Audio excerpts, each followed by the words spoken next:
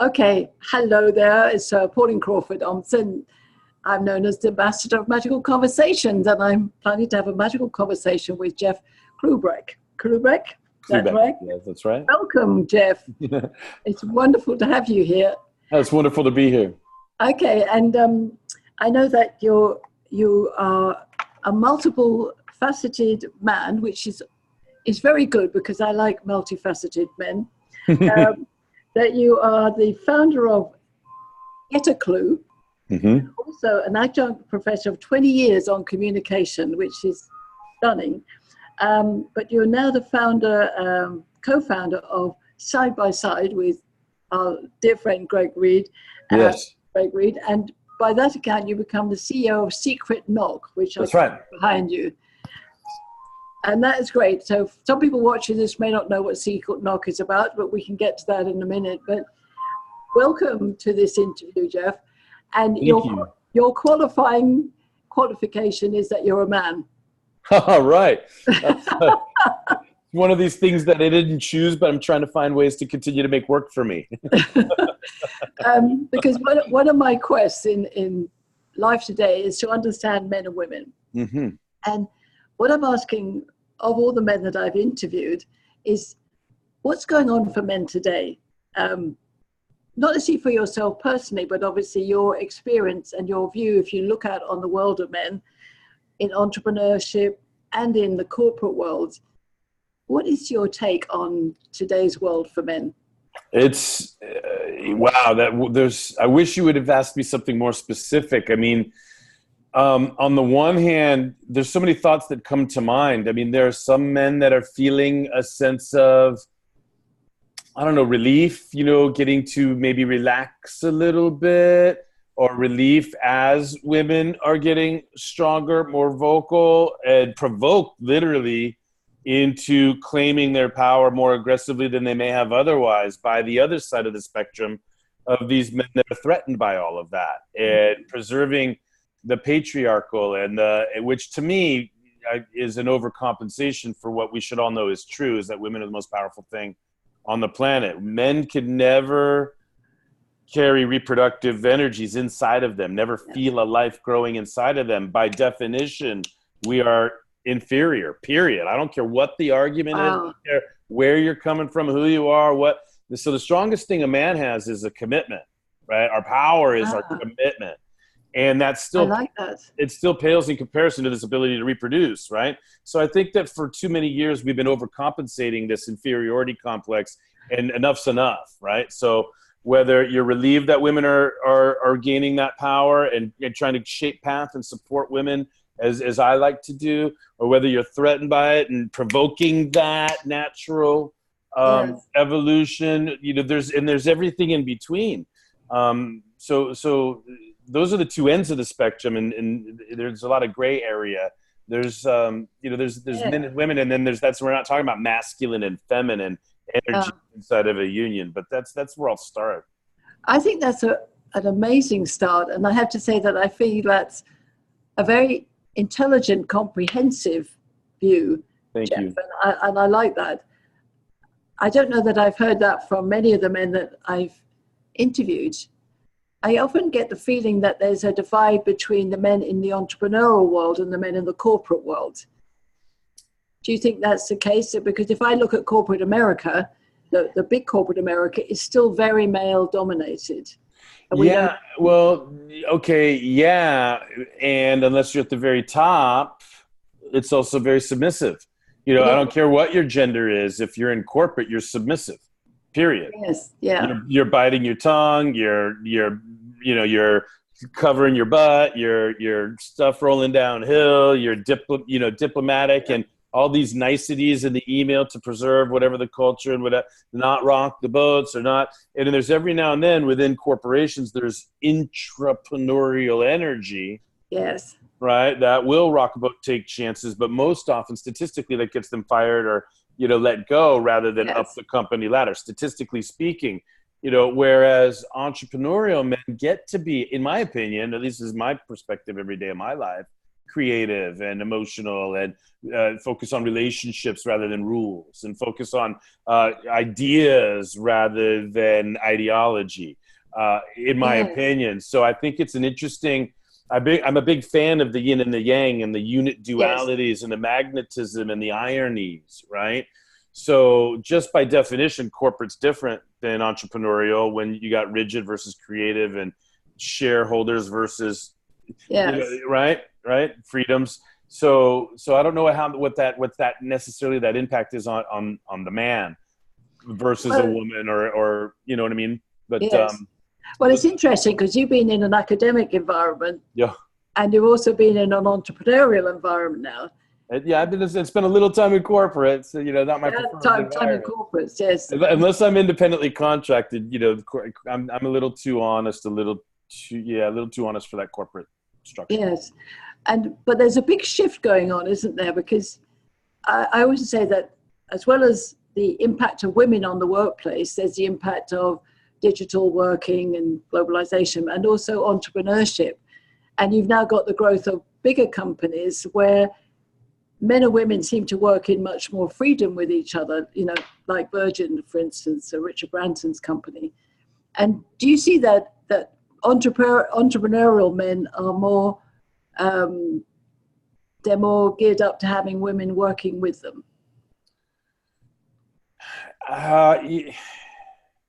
I don't know if entrepreneurial men are thinking about it as much as you'd need to think about it in corporate.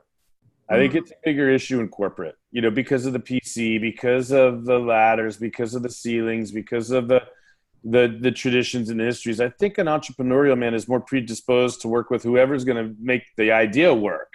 I think that an entrepreneurial man is, let's face it, they don't know what time of day it is because they're so locked in on their idea, their baby, their thing, right? So they don't know if it's time for breakfast or for lunch. And they may not know if they're talking to a man or a woman, as long as it's the person with the idea, the resource, of the talent that they need to get going. I think an entrepreneurial person is more dispositioned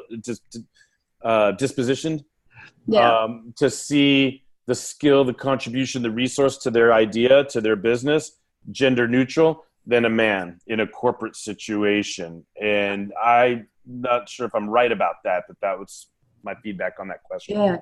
Well, what's interesting, you mentioned the word gender neutral, but what I've been studying is that actually, whatever you're in, entrepreneurship or corporate, men and women are different, and we bring different attributes to the party. So all entrepreneurs are, as you say, they're creative, they get passionate about their ideas, and they work in a different way. But there are still some differences between men and women in the entrepreneurial market. And for instance, the ability to get funds is still different, isn't it? Yeah, well, the problem, yes. And the thing is, I don't categorize that as an entrepreneurial issue. I could categorize that as like an institutional issue. Oh, yes. That to me crosses over into banking institutions and the rules around money, which it's not pure entrepreneurial creative. But yeah, what a big dilemma, right? Yes. And it's, I mean, I don't know what to say to that other than, it probably is harder. Well, women, if you look at the research on it, women often are less able to get funds as quickly as men, even in sort of major entrepreneurial networks. And I think it's a very interesting, gender dynamics actually covers everything from business right through to life and our intimate relationship with our family. And there are different types of men and women. And so if you look at the range of men, and I look at the sort of yin and yang, the masculine, feminine of men, do you see that yourself in terms of the men that you know, they are not all the same? That is my experience. Absolutely. That's why I referenced earlier, masculine and feminine energy. Yes. And without going into a deep dive, one of the tools that I use in my coaching practice is, the DISC assessment. So, yes. So the D, the I, the S, and the C. And so the D is the driver, right? If somebody scores high in the D, that's masculine energy. There's plenty of women that are high D. Oh, yes. Yeah. right? Meanwhile, there's plenty of men that are high S, supportive and nurturing, or high C, very technical and systematic, or right. That's which is more masculine. Actually, it's more rigid. Me personally, I'm very high D and high I. So that's like, I'm very intense at times. I'm very goal oriented, very results oriented, and very I have a short fuse when it comes to my time and the goal and the result and what's the purpose, what's going on. And then this other voice inside of me is like, hey, what's going on? Let's hang out. What's up? Yeah. Well, hey, that's a great color on you. You know, what's going on? You know, so like the high I. So I feel both energies inside of me. Yes. And I know it's my experience that there's some men that are just like 100% feminine energy, and there are some men that are 100% masculine energy, unwilling to be vulnerable, unwilling to let anything other than that masculine guard down, and may have feelings inside but aren't going to show it, aren't going to. There's just people that have a hard time getting into that vulnerability space. But I think that men that have any degree of feminine energy can get there quickly. Is this something that men can talk about? I mean, you can talk about it. You're very articulate about it. But do you find that, again, in the entrepreneur field, that men are more likely to be open to this? Yes. Because that's what I see is where the shift to change with. There'll be a bit of a divide between the entrepreneurial world and the corporate world, but that eventually will open up the doors. The thing is like, that's not to say necessarily that's going to translate into the profits the entrepreneur wants per se. However, like, look, if I had a choice between, I'm just going to make up a number. If I had a choice between earning 11 million in revenue and earning 10 million in revenue, okay? But with 10 million in revenue, I get to feel, and I get to express, and I get to create, and I get to love, and I get to say the L word in the course of doing my business. Me personally, I'll take 10 instead of 11 if I get to do those things. But if I have to go to sleep with a laptop on my lap, and if I have to rigid, and if I have to let shit roll downhill, excuse me if I'm allowed to say that, or if I have to cover my ass 20 to 40% of my time, or if I have to suffocate or not tell the truth, or turn a blind eye, or or suspect, or feel mistreated or underappreciated, if I have to do that, give me the 10 million instead of the 11 million. I really like that, and I think that's, for me, that's my vision as well for the future. Is that some people thrive in all of that, but not me. Yeah, and I think in the true entrepreneurial world, there's more likelihood that conversation will occur. And if we could influence the corporate world to do that maybe then we'll get some more enlightenment in our society. But that's somewhere. The thing is, in my opinion, it's got to start at the top. Yes, absolutely. Okay? It's got to start at the top. It's frustrating. It's frustrating when you're lured by the corporate money to go into a company to lead to deliver a leadership training, and the C-level execs have paid for it, but they only let senior managers and below participate in it. So they're like, yeah, we'll approve this money and go train my people, but we're not going to show up. Yeah. And I think the whole thing about persuading men to open up their boardrooms to women it's a classic stop at the moment, the block in that whole corporate America. If I was writing an article the other day about, could corporate America have a heart? That will be an interesting one. But I see the rise of entrepreneurs becoming quite sizable companies. You'd have to make just like you would in trying to secure funding for something, or getting people to vote a certain way, or in any form of persuasion, you'd have for corporate to embrace the heart that I think you're speaking of. You'd have to make the case for it to be more profitable than absolutely, yeah, than the status quo. And the challenge there is, like the frog in slowly boiling water, right? If there is boiling water and I put the frog in, frog's jumping out. But if I put the frog in room temperature water, turn the heat up 1 degree at a time, it won't notice. So often the case for heart-centered profitability falls on deaf ears when the frog is in the comfort zone of all of the profits that they're making individually. I like that. I like that metaphor. That's really good. Thank you. Because I often talk about, we need to find the wise men and women who see that future. They're the ones who would pick the 10 million over the 11 million. Well, with Bernie, like I was just asking a silly question, right? Like the comedy, I can't stop the stand-up comedian for me coming out. It's like, oh yeah, if we could just, argue a little bit for this heart-centered approach, maybe Bernie Madoff wouldn't be in jail right now. Yes. Well, maybe, that's maybe we could have kept Bernie on the streets a free man with a little bit of heart. It's silly, isn't it? Yeah.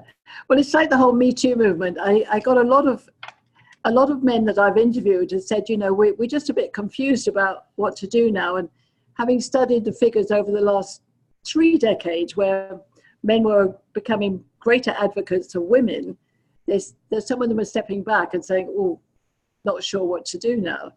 I don't even know if a woman wants me to open the door or not. But yeah.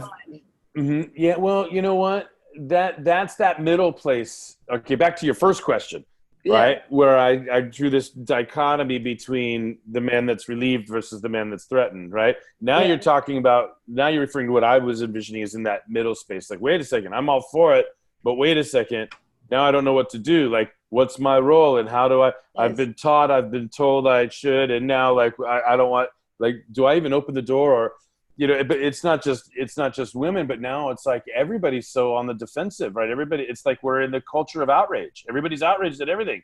So and it's based on what we see and what we read and what we're fed, and that's why these conversations are so important. Absolutely. Because now I can talk, if I can talk to you, like in listening to the conversation, I'm saying, all right, well, how much of that question is painted by what media is telling us is the topic of the day versus how I feel about it from my own experience, right? So I've been in classrooms, I've been in boardrooms, I've been in startup incubators, right? And so what's my experience of the gender conversation in those places rather than just what Republican or Democratic-controlled media wants to tell me about the Me Too movement? What's my experience of the Me Too movement? Have I called anybody and apologized for my ignorance in the past? Have I come to terms with who I am as a human being and how I look myself in the mirror and what I want my daughter to know? And like, what's my own story here versus what media needs me to believe so that they have my vote, right? So what an interesting thing. Well, that's why I want to encourage more and more people to have a conversation without judgment, without anger, and without coercion. By the way, just to finish on that, to wrap up my conversation, that's why I'm a big fan of being here with you, and I'm a big fan of magical conversations because they can be magical, and they're in conversations, in communication. There may be solutions to some of these things. Oh, yes. I believe the only way out's through. I'm a big fan of communicating through it all, right? What I want to suggest in that regard is that questions are our friends. So why wonder if I should open the door for you? Why don't I just ask, Pauline, would you like me to open the door for you, or do you like opening the door on your own? Why don't I just ask you instead of wonder? If I choose to stay in the dark, that's my problem. That's not a Me Too issue. That's not a gender issue. That's like me not asking a question. It's not a gender issue. It's a communication issue. Why don't I just ask you what your preference is and do what you prefer? Yeah. And I agree totally, Jeff. And if a man asks a woman that, she has to be confident to say, well, no, I don't want you to, but that's fine. The problem is that she doesn't know what to say. She's like, well, do I want him to open the door? That'd be nice for me, but damn it, I'm supposed to be a strong woman. Now, nobody knows what to do anymore. Well, that's right. That's right. And in fact, it's interesting because one of the questions I want to ask you is because we could talk forever on this, right? But what advice would you give to men to get past their own barriers on this? What one piece of advice? Is there anything you could say? Yeah, just admit it.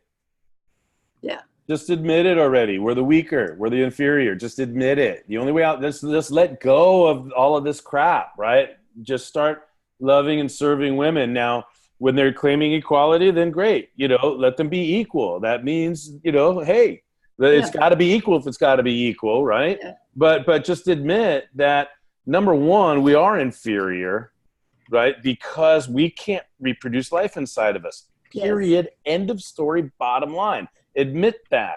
And now when you can accept that instead of rejecting that, now if you keep rejecting that and try to keep the superiority thing, now you're just going to embarrass yourself with all this false machismo, patriarchal stuff that, suffocates like the best parts of ourselves, the magic that occurs when people connect and love each other, right? Yes. So if we accept that women are inferior, then everything that we're doing is to serve and to enhance rather than to suffocate and dominate. And it's like creative rather than destructive. And so we could still be strong. We could still be needed. We could still, God, do we matter? God is our commitment and our, power important, but we're nothing without women. We got no reason to flex a muscle at all unless a woman sees it. So what the hell, like, can we just tell the truth already and start getting on living our lives telling the truth? Rather than feeling inferior, overcompensating, creating destruction to protect something, right? Yes. And then I was talking to a woman the other day because we have a Secret Knock Women event, right? We're starting. I don't know when this is going to air or be publicized, but it's before that because it's November, isn't it? Yeah. Okay. I didn't know if you wanted me to mention the dates. November 1st, 2019. I want my listeners to come and thank you. Find out more. Well, so like I don't get to go, right? I don't want to go. I mean, I do want to go. I want to be there. I love women. It's my, but I guess what I'm getting is we have Secret Knock Women, and I was talking to a woman the other day about it. She had applied for Secret Knock. Secret Knock is our big event. It's, and you can't just buy a ticket. You have to apply.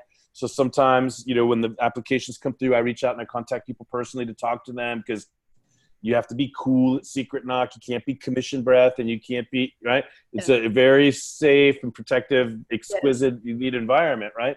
And so we make sure we have conversations with people before we just sell them the ticket, right? We don't want anybody wasting their money, because it's an expensive ticket, but we also got to protect the integrity of the vibe. Anyway, the point is, as I said, as it came about, she's a very powerful woman. She's, a VP in her real estate mortgage related, so she's dealing with heavy hitters. It's male dominated, and she's kicked ass to get up there. And I was telling her about Secret Knock Women, and she's like, oh, no. I'm interested in Secret Knock. And I said, tell me more. And she's like, look, we got to be together. We can't exclude. We can't exclude them. They can't exclude us. We got to be together or this thing will never happen, right? Like, we got to work together, men and women. We got to understand the power of the unit duality, the yin and the yang, the positive and the negative, the masculine and the feminine, the lightness and darkness, the heads and the tails, the up and the down, the left and the right. Like nobody ever walked into a room with half a brain, right? So absolutely. We got to stick together on this, men and women together. Oh, that is totally, my message totally is about working together. Mm-hmm. So Jeff, just one last question then. What would you advise women, if you had one advice for women about men? Understand, be like, I don't know, God, one piece of advice. You caught me off guard there. I don't have one piece of advice. It's like not my place to advise women that, just a piece of wisdom. Yeah.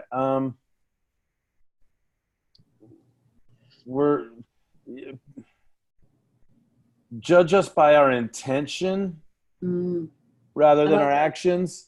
Yes. Right. Like be patient with us. Judge us by our intent. Say, well, what was his intention? Yes. Do you think we were really saying to ourselves, let's do this, that, or the other, or whatever we get accused of so often? Or do you think we're just doing the best we can? And for lack of ignorance or for lack of communication, for lack of magical conversations where we're really clear about what you want. Some of us work our asses off to figure out what you want. Other of us are sitting around waiting for you to tell us. But the bottom line is we all are on this planet to serve you, whether we're breaking stuff, flexing muscle, or working real hard to bring home the bacon, or in our own weird way, even sitting on the couch. We're doing it for you somehow, some way, somewhere, and we need help. We need help being better for you. And I think that is absolutely perfect advice, and it's something that I've also said to my own sisters, my women across the world, is allow men to be who they are. Yeah. Yeah, I don't want to put it that plainly because there's there's more responsibility. Yeah, there's a responsibility. I think there's more responsibility on both sides to then just like let things be as they'll be. I like what you said. I think there is an intentional, conscious amount of work that can be done on both sides. Yeah. There's like help us help you type of thing. Yes.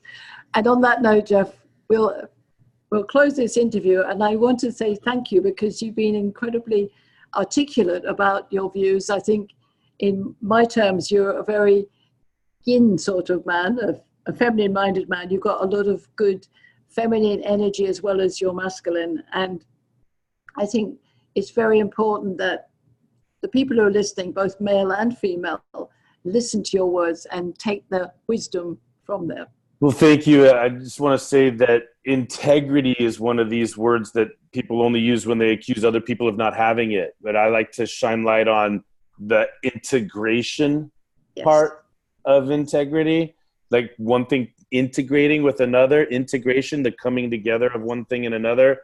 And the degree to which corporations or startups or individuals integrate their masculine and feminine energies is the degree to which the world could come together. And I bet it's profitable. We just haven't figured it out yet.